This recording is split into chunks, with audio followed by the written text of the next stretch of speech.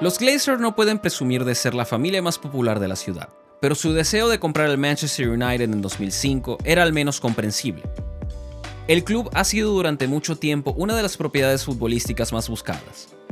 Desde que un carnicero local con el nombre de Louis Edwards reunió suficientes acciones para tomar el control del club en la década de los 60 por 40.000 libras, pasándoselas a su hijo Martin cuando murió en 1980, el club ha hechizado a algunos de los hombres más ricos y peligrosos, con la esperanza de sacar provecho de una de las marcas más icónicas del deporte mundial. Estaba el estafador, exdiputado, propietario de un periódico, héroe de guerra, presunto espía israelí y propietario del Oxford United, Robert Maxwell, que hizo una oferta de 10 millones de libras esterlinas por el Manchester United en 1984. Fue rechazada, lo cual estuvo bien. Cuando murió 7 años después, se supo que había estado desviando cientos de millones de libras de los fondos de pensiones de sus empresas para evitar la quiebra. Hubo un intento breve en 1989 por parte del magnate inmobiliario Michael Knighton de comprar el club por 20 millones de libras. Eso fracasó, pero no antes de que Knighton vistiera el uniforme del United mientras dominaba mal un balón enfrente de la afición en Old Trafford. El magnate Rupert Murdoch fue el siguiente en 1998, buscando convertir al club en el eje central de su imperio de radiodifusión B-Sky-B, con una oferta de 623 millones de libras. El gobierno del nuevo laborismo remitió el acuerdo a la Comisión de Fusiones y Monopolios, y fue rechazado con el argumento de que dañaría la calidad del fútbol británico. Un dictador que gobernaba Myanmar también consideró una oportunidad para ser dueño del club.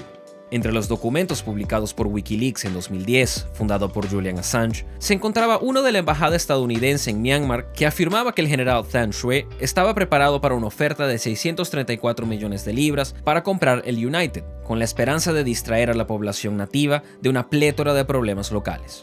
Por desgracia, los sueños del general de caminar sobre el campo de Old Trafford no se cumplieron. Pero incluso esa historia palidece en comparación con la del único propietario potencial del Manchester United que no pudo ser: el coronel Muammar Gaddafi, líder de la revolución de Libia. Según el presidente del Cardiff City, Mehmet Dalman, cuando la propiedad del Manchester United estaba en juego en 2005, llegó una oferta de un propietario potencial sorprendente. La gente no se da cuenta de que la venta estuvo a un paso de ir a Libia. Gaddafi casi compra el club, así de cerca estuvo. Literalmente estás hablando de unas pocas horas, dijo Dalman al Sunday Times en una entrevista de 2018.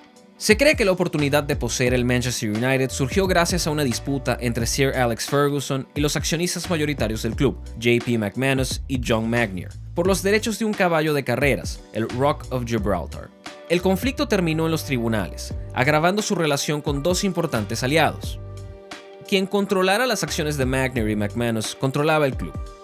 En ese momento, Mehmet Dalman dirigía el brazo de inversión del Commerzbank de Alemania. El financiero británico turco-chipriota había comprado el 2,5% de las acciones del United, antes de que McManus y Magnier le pidieran que los ayudara a vender sus acciones del club. El dictador de Libia emergió como uno de los principales compradores. La idea de que uno de los dictadores más notorios del mundo comprara el Manchester United puede parecer una fantasía, pero en ese momento Gaddafi estaba volviendo al redil internacional después de renunciar a su búsqueda de armas de destrucción masiva. El año anterior, en 2004, el entonces primer ministro británico, Tony Blair, visitó Libia y estrechó la mano de Gaddafi. Aún así, a diferencia de muchos dictadores, Gaddafi odiaba el fútbol. En el capítulo final de su manifiesto de 1975, Gaddafi describió su desdén por los deportes para espectadores. Los miles que llenan los estadios para ver, aplaudir y reír son personas tontas que no han podido llevar a cabo la actividad ellos mismos. Se alinean letárgicamente en las gradas de los campos deportivos y aplauden a aquellos héroes que les arrebatan la iniciativa, dominan el campo y controlan el deporte. Y al hacerlo, explotan las facilidades que les brindan las masas.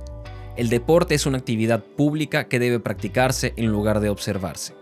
Pronunció un famoso discurso de 2 horas antes del inicio de la Copa Africana de 1982, que estaba siendo organizada por Libia. Antes de terminar con un breve, aquí tienen su estúpido juego, estúpidos espectadores. Estaba profundamente celoso del afecto que el fútbol podía brindar a otras personas, e incluso prohibió los nombres en la parte posterior de las camisetas, excepto por el nombre de un jugador. Su hijo Saadi se consideraba a sí mismo como un jugador, primero en el Al-Ahly Trípoli y luego como capitán de la selección nacional. También dirigió la Federación de Libia durante un tiempo, y como era de esperar del hijo de un dictador, la brutalidad del régimen se filtró en el juego. Cuando los fanáticos del Al-Ahly Benghazi hicieron desfilar a un burro con el número de Saadi pintado antes de un partido, Gaddafi padre ordenó que el estadio fuera demolido. Por supuesto, Saadi siempre jugaba. También fue acusado de torturar y asesinar al ex internacional libio y entrenador Bashir al-Rayani en 2005. Pero había dinero allí. Libia tiene una gran riqueza petrolera. La OPEP estima que Libia tiene 74 billones de barriles de reservas de crudo, un poco menos que Rusia. Pero mientras Rusia tiene una población de 145 millones, Libia tiene menos de 7.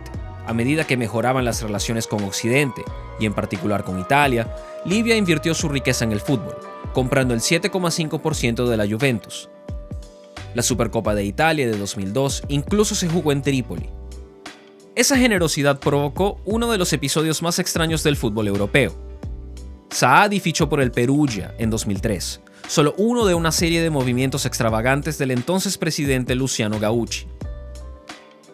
Las excentricidades de Gaucci incluyeron tratar de despedir al delantero surcoreano Ang Jung-hwan por anotar contra Italia en el Mundial de 2002, y tratar de fichar a una jugadora para el primer equipo masculino del club. Sin embargo, la inspiración para el fichaje de Saadi parecía provenir de un poder superior: el entonces propietario del Milan y primer ministro italiano, Silvio Berlusconi.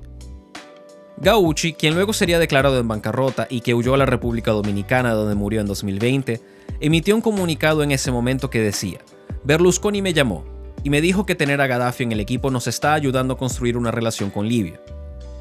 Si juega mal, que así sea. Y jugó mal. Gaddafi contrató al velocista olímpico Ben Johnson como su entrenador personal para ponerlo en forma. Fue sancionado por dar positivo en un control antidopaje, solo jugó 3 partidos y más tarde fue votado como el peor jugador de la historia de la Serie A. Aún así, concedió una entrevista en 2005 al New York Times mientras estaba en Italia, expresando su pasión por el juego y explicando la ambivalencia de su padre hacia él. Mi padre siempre ve las cosas de manera política. No todo es política. Y le he dicho que no quiero nada de eso. Todos los días que estoy con él, le explico la mentalidad de la afición, cómo ayuda a los jóvenes, cómo es un respiro para los jóvenes, dijo. Sin embargo, en esa entrevista, Saadi insinuó que su padre al menos entendía el poder político potencial del fútbol. Se estaba discutiendo una venta, admitió Saadi, para hacerse cargo de un famoso club inglés por cientos de millones de libras. Aunque completar la compra se había vuelto más difícil después de la adquisición del Chelsea por parte de Roman Abramovich. Es como la iglesia anglicana, no quieren que los extranjeros tomen el control, pero ayudaría a ampliar la imagen de Libia, dijo Saadi.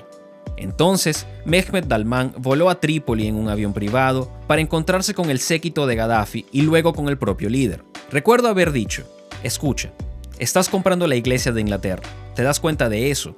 El Manchester United es una religión.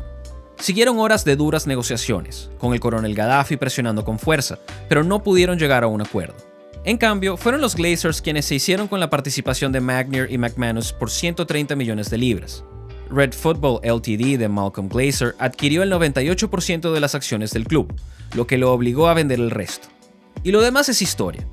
Aunque muchos de los fanáticos del club estaban furiosos por la cantidad de dinero que sacaron los Glazers, el United se ha convertido en uno de los clubes con mayor éxito comercial del mundo. Ferguson se quedó, ganando 5 títulos de liga más y la Champions League. Los Gaddafi, por otro lado, no tuvieron un final tan feliz. Una guerra civil en 2011 provocó la destitución del coronel Gaddafi. Huyó, pero lo encontraron escondido en una zanja de drenaje en las afueras de Sirte, donde lo lincharon. Mientras tanto, Saadi huyó a Níger, pero fue extraditado a Libia, donde enfrenta cargos relacionados con los abusos que ocurrieron bajo el gobierno de su padre. Desde entonces, un tribunal lo exoneró del asesinato de Bashir al-Rayani, pero sigue en la cárcel. Sus aliados afirman que actualmente está siendo torturado en prisión. Hay muchos problemas con el reinado de los Glazers en el Manchester United, pero se puede aprender una lección importante de ese momento en 2005, relevante para las ventas que involucran a los clubes de la Premier League y los regímenes autocráticos de hoy. Cuidado con lo que deseas. La historia rara vez ve con buenos ojos las acciones de un dictador. Si te gustó este video, por favor suscríbete a nuestro canal. The Athletic te trae el mejor periodismo deportivo del mundo y una experiencia personalizada que te conecta con los reportajes y los equipos que te interesan. Cubrimos 13 deportes, además de tener acceso directo a periodistas de clase mundial a través de entrevistas en vivo, discusiones y podcasts, sin publicidad alguna. Puedes probarlo gratis ahora por 30 días en el enlace en la descripción.